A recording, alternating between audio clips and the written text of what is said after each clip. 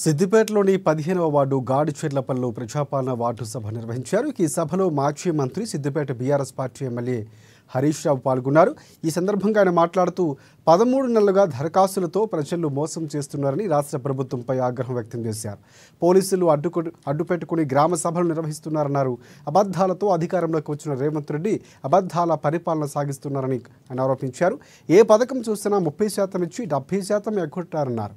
పథకాలు కాంగ్రెస్ పార్టీ కార్యకర్తలకు కాకుండా పేదలకు ఇవ్వాలన్నారు.